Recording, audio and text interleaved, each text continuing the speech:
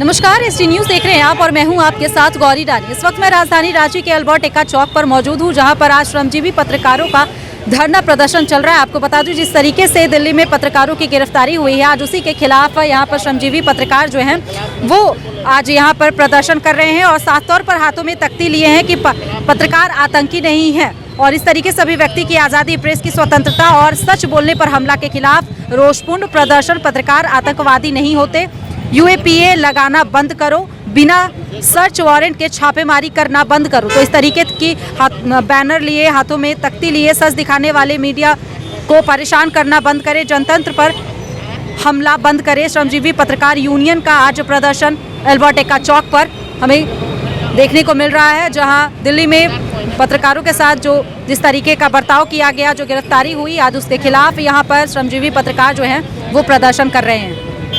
देखिए बायकॉट करना ये उनका व्यक्तिगत निर्णय है, उनके पार्टी का निर्णय है। ये कोई कार्रवाई नहीं है, ये कोई सरकारी कार्रवाई नहीं है कि आपने उनको देश निकाला कर दिया या जिला बदर कर दिया या स्टेट से प्रतिबंधित कर दिया, या कोई ऐसी बात नहीं है। हम भी अपने लाइफ में किसी को बायकॉट कर देते हैं कि हमें उनसे बातें नहीं करनी है, हमें उनसे मिलना नहीं है, या उनको अपने कार्यक्रमों में नहीं बुलाना है। तो ये हो सकता है या किया भी जाना चाहिए, अगर किसी के विचार, किसी के ख्याल किसी के साथ ना मिलते हो तो ये अलग चीज़ है। पर ये जो हो रहा है, ये संविधान पर हमला हो रहा है, संवैधानिक प्रावधान पर, बोलने की आज़ादी पर हमला हो रहा है। सोच के साथ हमें यहाँ खड़ा होना पड़ रहा है इन तख्तियों को लेकर के। फिर वही बातें हो रही है जो रह करके हम इस बातों को दोहराते रहते हैं। मौसम बड़ा अच्छा है, पर माहौल कभी कभी बिगड़ जाते हैं, और यह माहौल तब बिगड़ जाता है जब पत्रकारों पर हमला होता है, पत्रकारों की उनकी आज़ादी पर हमला होता है, पत्रकारिता पर हमला होता है, चौथे स्तंभ को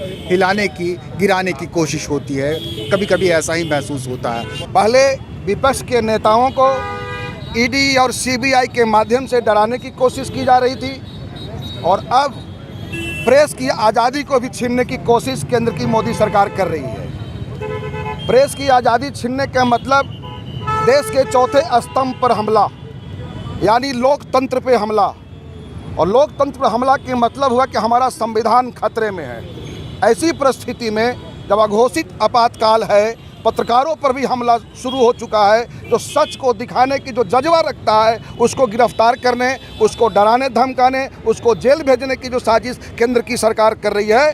हम भारतीय कम्युनिस्ट पार्टी और तमाम जो राजनीतिक दल के लोग आज समर्थन में आपके साथ खड़े हैं। कल आने वाले दिन में भी आपको भी खड़े रह करके ऐसी सरकार को जो असलियत है वह जनता के बीच दिखलाने की ज़रूरत है। और यही कारण है कि आज देश के अंदर जो घोषित आपातकाल है और क्रूर तरीके से हमला करने की कोशिश या भारतीय जनता पार्टी और केंद्र की सरकार करेगी, उसकी मुखालफत करने के लिए हम तमाम राजनीतिक दल आप लोग के साथ खड़े हैं। आपको जो है मुस्तैदी से इस लड़ाई में सबको मिलजुल करके इस लड़ाई को आगे बढ़ाना होगा। और केंद्र के जो हमारा देश के जो लोकतंत्र खतरे में पड़ा हुआ, उस लोकतंत्र को बचाने के लिए हमको असलियत जो है वह जनता के बीच लेकर के जाना होगा।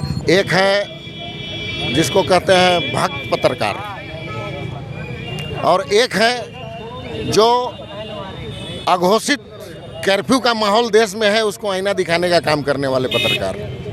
और जो पत्रकार वर्तमान की केंद्र सरकार को आईना दिखाने का काम करेगा, या जो सरकार जो भाजपा के अलग हट करके जो उसको आईना दिखाने की काम करेगा, जो उनकी बातों को नहीं सुनेगा, उनके खिलाफ में ये जाएंगे ही।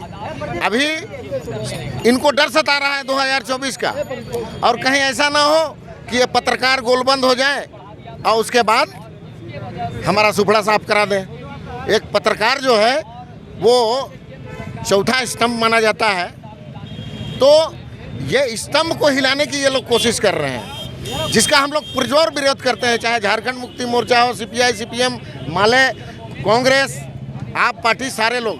आप देख रहे होंगे कि आप पार्टी के वरिष्ठ नेता हैं संजय सिंह, उनके यहाँ ईडी का छापा पड़ गया। अभिषेक बनर्जी जो है, ममता बनर्जी के भतीजा, उनको समन जारी हो गया।